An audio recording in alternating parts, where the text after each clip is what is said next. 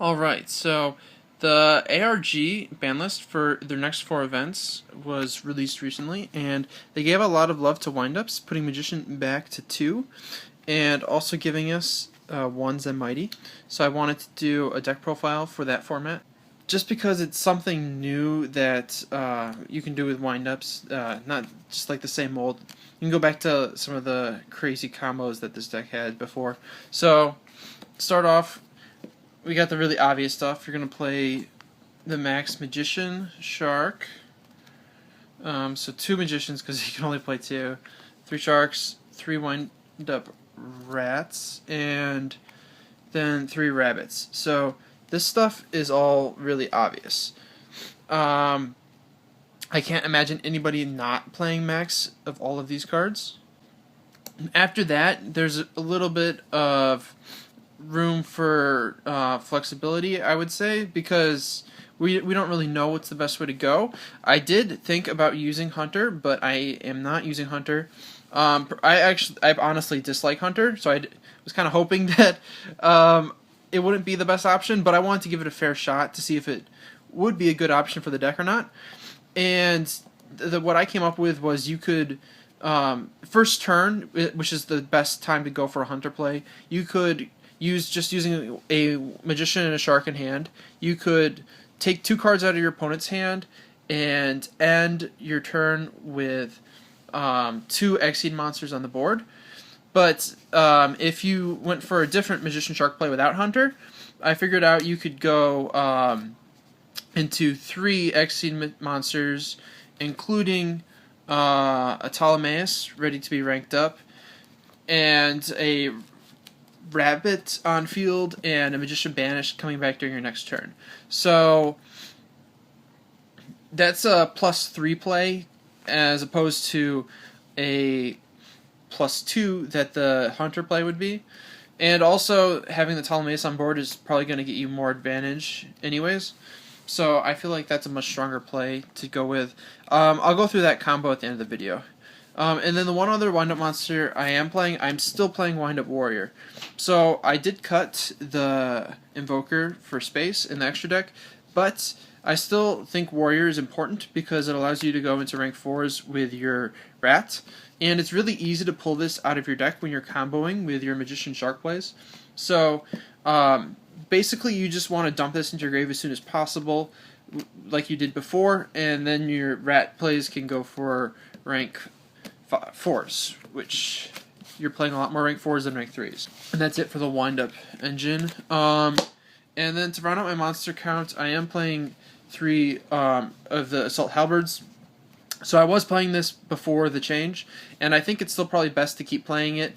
I like these as just one-of monsters that you can summon without your normal summon and then apply some pressure. They have good attack compared to the rest of the deck. If Lavalval Chain was still legal, then I would play Clownblade in here when it came out. I feel like that would be really strong in this deck, just to go along with these, which I think should already be in the deck. But with Lavalval Chain banned in this format, I don't think you should play Clownblade, even when it comes out.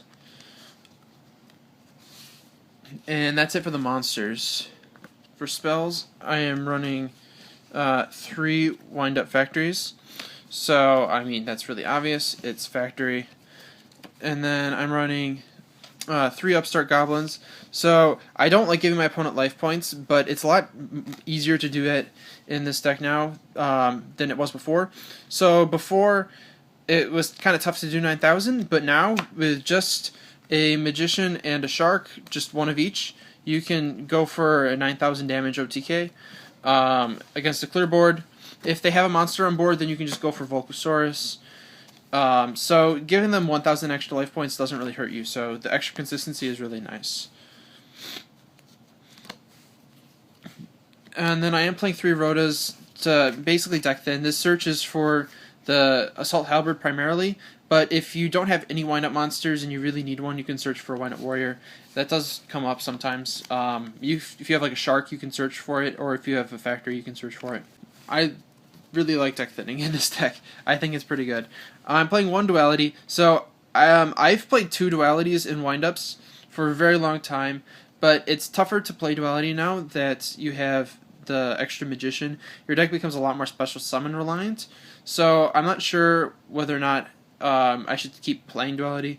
I think 1 is fine, but I think it would need testing to decide on that. And then I am playing 1 salvage. So I feel like salvage is going to be pretty live in this deck. I've played salvage before in windups, even with just 3 sharks, and it's usually pretty live. But now you have your Zenmaity, which is another target for salvage to put back in your extra deck in this case. But that allows you to reuse Zenmaity, which in and of itself is pretty good. I'm playing this over Soul Charge, actually, because I feel like the downside of Soul Charge is too significant. Not being able to attack is problematic with this deck, and also Soul Charge is going to cost you a lot of life points to do what Salvage would do. So Salvage is basically just 1 card for any Xseed monster in the deck, because Shark can go into any of them. Soul Charge, you're going to have to pay, if you have a rat in your grave, you have 1,000 life points to do the same thing, except you can't go for rank 5. If you pay more life points, you can go for bigger, obviously, which is nice. So I could definitely see the argument for Soul Charge over this. To be honest, I might decide after testing that I don't like this for the same exact reason why I decided I didn't like Soul Charge in the deck, mainly because they're not helpful early game, and they're only good late game. And I feel like this deck, you need to focus on the early game to help get you out of that as quickly as possible. You could also play Instant Fusion over this once Noting comes out. The problem with that is the extra deck is pretty tight. I feel like there is one spot in my extra deck that's like open for discussion, so that could potentially be a Instant Fusion when Noting comes out. You can only play 1 Instant Fusion in this format. I'm playing 1 Dimensional Fissure. I really wish you could play more of this, because mainly hand traps, you can just activate this and go off. And hand traps are problematic for this deck. Also, this is a really good floodgate, and it basically doesn't hurt windups. XC materials go to the graveyard still, so. I'm playing 1 Regeki, pretty good field clearing. I am playing 1 Mind Control in the main, so I should note that the main decks this format are probably going to be Satellar Knights, Clifforts, and Ritual Beasts. So in general, you're going to be playing against a lot of decks that will have level 4 monsters in the field, so you can just mind control them and then go into rank 4 Xseeds. Also, this deck can mind control any level 4, 5, or 3 and use it for Xseed materials, which is pretty good. And then tying back into the format that we're playing in, 2 MST. So playing against Clifforts, I will really want to have MSTs, and this is also a good card against both Satellar Knights and Ritual Beasts. So Spell and Trap Hate is very important in the ARG format. At least I believe it will be. And then the last spell, basically a trap, Book of Moon. One of the best traps. It's very flexible. Use it for a lot of cool stuff. And then for the traps, first I'm playing 1 Macrocosmos. I'm not entirely sure about this. This doesn't have the same benefit of Dimensional Fissure, where you can just activate it first turn and have your monsters not be able to be stopped by hand traps. But after the first turn, it does have that same benefit as Dimensional Fissure. The main thing with this is it's not going to be quite as good with Burning Abyss and Shadal's both getting hit, and this also hurts my own deck, so I'm not entirely sure whether or not I want to keep this in the main deck. I might end up siding it. I'm definitely going to main deck Dimensional Fissure, though.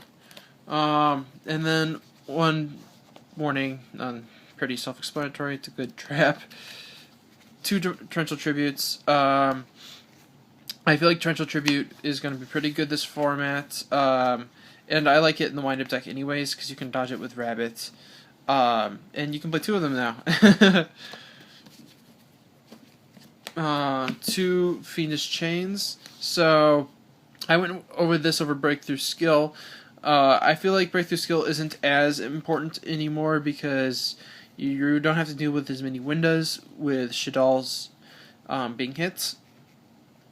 And this can stop attacks, which is nice. This is definitely the better card against Cliff Forts, which is going to be one of the main matchups you have to play against. And then 2 Trap Stuns. I almost main deck 3 of these. This is just really good in this deck, and this is extremely good against all 3 of the main decks that I think are going to be the main meta decks for the ARG events. You can use this to like shut off all of your opponent's floodgates if you're playing Cliff Forts. Against the Teller Knights, this baits out the Nova Alpha, or if they don't have it, then they'll have usually like 3 to 4 dead cards in their back row. And then for Ritual Beast, you can use this to stop their Steed's ambush plays, which is like that's half of their deck. And then extra deck space is obviously very tight. 14 of these I feel like you should definitely play. And then the 15th spot I haven't totally decided on yet. So the first one is obviously Zenmaity. This is a really good card in the deck, and it's the key card in a lot of the combos. I decided not to play either Invoker or Levier.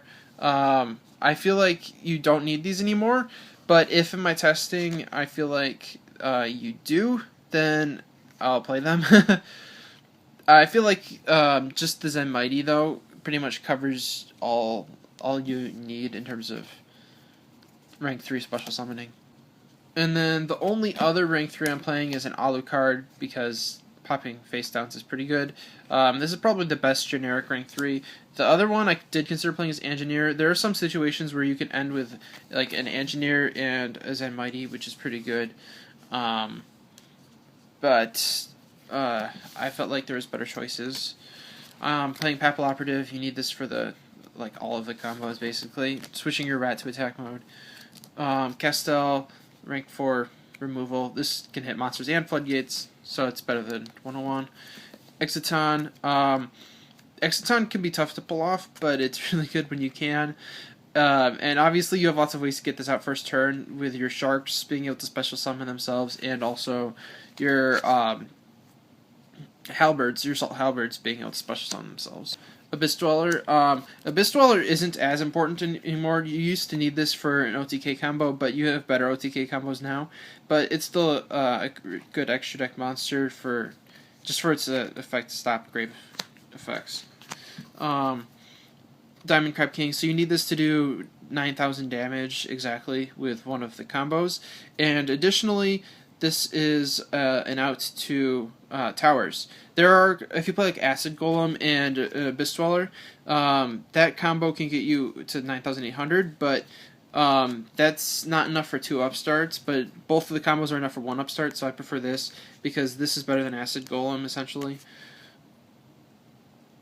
Cliff Forts being relevant means having an out to towers is probably going to be relevant as well. Also, this combo puts your warrior in your graveyard, where the Abyss Dweller uses up a second shark from your deck, which is definitely not as good. And then Ragnar Zero, this is also part of the OTK combo for 9,000 damage, and additionally, it's just really good. It doesn't need to be a Ragnar Zero for the combo. It needs to be anything with 2,400 attack or more, and it can be any rank 4 or rank 3 monster. And out of all of those options, I decided that Ragnar Zero was the best one, but if you feel like there's a different one that's better, then you can play that instead of Ragnar Zero. Like, Acid Golem fits the bill, so does Dark Rebellion XC Dragon, for example. And then Ptolemaeus, so this you needed to make Diamond, and also the effect to upgrade into any rank 5 is really strong. In my opinion, pretty much the best opening for a Magician Shark play involves summoning this. So I'll show you that as well as the OTK. Here's the Diamond. Obviously, it's good against Burning Abyss and Shaddolls, and you need this to stack under the Ptolemaeus. Your rank 5s that you can go up into Durendal. This is the best one in my opinion. I like to summon Durendal just using 2 level 5s as well. Durendal's really good. Tiras, the main reason you play this is because if they Regeki or Dark Hole your Ptolemaeus, then you can just upgrade into this and then it's not destroyed. That's honestly the main reason. Its own effect is decent, protecting itself. And then this is the one that I think is the most optional. I am playing Pleiades because Pleiades is really good to rank up into off of your Ptolemaeus. But you can't summon this normally, so it's a little bit more questionable because of that. But I am playing it right now, and it has come in handy before in my previous builds, having Ptolemaeus go into this.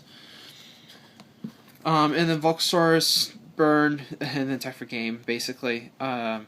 This is still a really good card in the deck. And then the Guy Dragon, so you can attack directly after Volcasaurus, basically. That's the main reason you play that.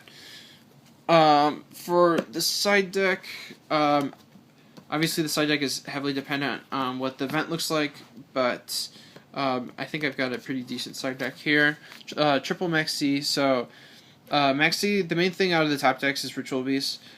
You will want this against them, but it also is good against Burning Abyss if you end up playing that. And this is really good against a lot of rogue stuff, too, that you might end up seeing. Like a Wind-Up Mirror Match, for example. You definitely want Maxi in that. Your third MST and the third Trap Stun, because these cards are really good in a lot of matchups, and you will definitely want to side into these a lot. Double Fairy Wind, mainly Clifforts. Destroying your own factory hurts, so this is a little bit risky because of that. But against Clifforts, it's totally worth it. Double Debunk. Debunk has the added benefit of being able to negate hand traps, which you don't like if you're playing windups. So basically anything that uses grave effects or hand effects, which is like Necros, Shaddolls, those are probably the two main ones. Burning Abyss also. Obviously those decks were all hit, but I would still expect to see them at the event somewhat. Also, you could probably play this in the mirror match too, just because you could hit the sharks when those are activating. And I thought about maining these. I'm citing 2 Black Horns of Heaven. So these cards are really good against all 3 of the top meta matchups, basically, that you should expect. It's really good against Ritual Beasts. This is something that can actually stop their fusion summons. They can't tag out to you negating their summons. This is also hits any of the rank 4s from Satellar Knights and any pendulum summons from Clifforts. So you could probably main deck that. 1 Compulse. I feel like this still isn't good enough against the top meta decks to justify playing it. It's kind of weak against Clifforts in particular. 2 Light Imprisoning Mirrors. I almost kind of want to play 3. It would probably be a good idea to find space for 3, just because Satellar Knights are going to be probably the toughest deck to beat in this format. And then 1 Soul Drain, because this is really good against anything that happens in the graveyard, and you don't use grave effects in this deck. Okay, so to run through a few of the combos now. So you have a Magician and a Shark in hand, and you want to go for game. So say you activate 1 Upstart Goblin, so you have to do 9,000 damage. What you do, you normal summon the Magician, activate Shark in hand, special summon, activate Magician's effect to pull your other Magician from your deck. And then you switch Shark to level 3, and then activate the new Magician's effect, and you'll pull a Rabbit from your deck in defense mode. Magician has to summon in defense mode. And then you overlay your 2 Magicians for Papal Operative, and you want to switch your Rat to attack mode, so you can actually use its effect. Use your Rat to bring back your Magician. And then your Rats and your Shark are now level 3. So you overlay them for Zenmaity. And so your Zenmaity and your Magician are both live now. So you're going to use Zenmaity's effect to trigger Magician. You can touch either one of these at this point. I would detach Shark for you have more flexibility then. And you're going to want to summon a Rat in attack mode. Because this can summon monsters in attack mode. And then you'll trigger Magician's effect to summon a Wind-Up Warrior in defense. And you use Wind-Up Warriors and Magician overlay into Diamond Crab King attack mode, activates effect to boost its attack to 3000. You then use, you have, at this point you can go into, you have a Shark and Warrior engraved, so you can use your Rat to go into any 4 with a Warrior or any 3 with a Shark. So you're going to use Rat's effect to bring back your Warrior, make Warrior turn Rat to level 4, overlay the 2 of them for Ragna 0. So this is exactly 9,000 damage. And then I'll quickly run through the main play if you're going first and you can't attack, which is obviously an issue if you're trying to go for game. This, I feel like, just in playing through a few combos in the past couple of days, this is one of the plays I feel gives you a stronger position. So what you do starts almost the same way. You summon Magician, activate Shark, activate Magician to pull your other Magician from your deck, make Shark level 3, pull Rats, put the Sharks together for Papal Operative, use Papal Operative's effect to put your Rat into attack mode, and then use Rats to summon back your Magician from your deck. And once again, you overlay these two for Zenmaity. So this is where you change. Instead of summoning a Rat, you're going to use your Zenmaity's effect, detach the Shark to bring out a Rabbit in attack mode. You are then going to use Magician's effect, triggering off of the Zenmaity, to pull your Warrior from your deck, because you want to dump your Warrior in your grave.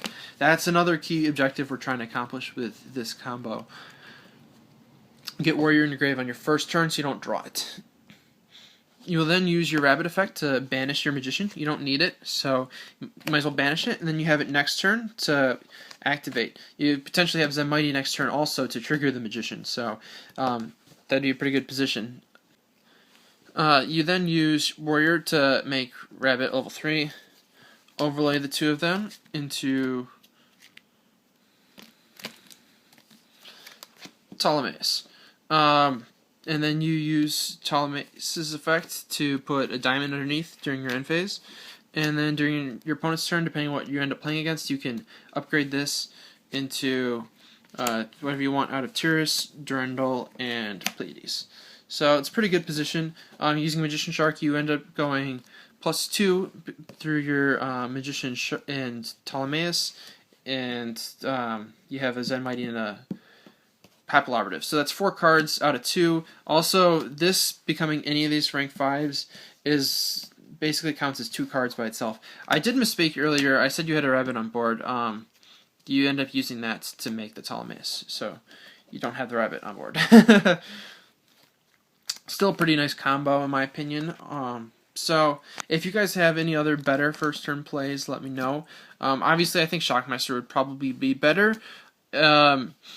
Similarly, if we had Infinity, if we go back to like here, for example, at this point, instead of banishing your Magician, you can just change this into level 4.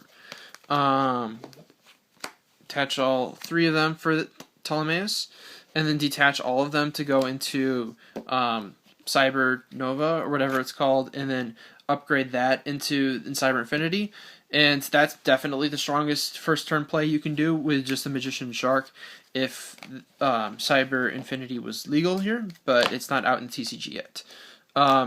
In which case, I'd much rather just burn my diamond during the end phase and then have a Magician coming back next turn instead of just going into rank 5 on my turn. So, that was my deck profile for the ARG format windups. Hopefully you guys all enjoyed the deck profile. If you did, be sure to check out some other stuff.